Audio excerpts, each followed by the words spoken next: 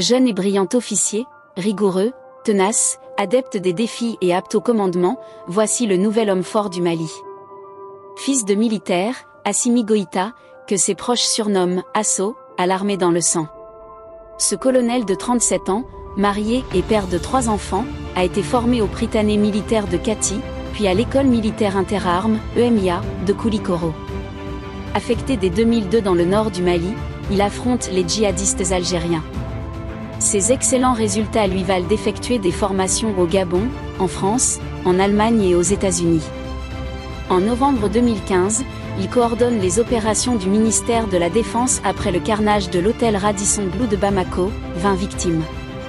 Au micro de RFI, un officier français évoque « un homme droit, qui ne laisse rien passer, ni les fautes de ses subordonnés, ni les opportunités à saisir ».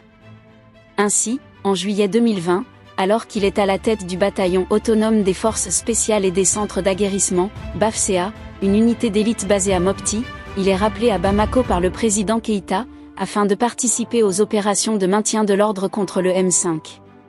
On connaît la suite, le 18 août, les colonels renversent Ibrahim Boubacar Keïta. Nous n'avons plus le droit à l'erreur, annonce la junte le lendemain de son premier putsch devant la presse convoquée au camp militaire de Kati.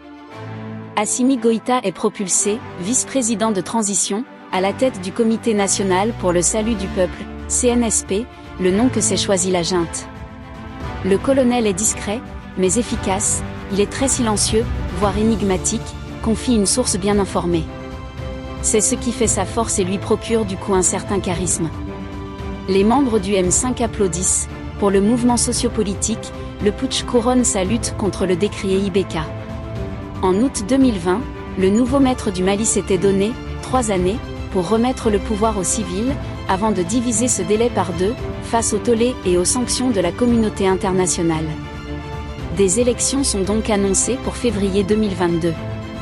Mais c'était sans compter sur le zèle du jeune colonel. Le lundi 24 mai, le vice-président de transition fait arrêter le président et le premier ministre. Bandao et Mokhtar Ouane avaient remanié le gouvernement sans son aval. Il les a aussitôt accusés de sabotage de la transition. Dans la foulée, la Cour constitutionnelle institue Assimi Goïta, président de transition.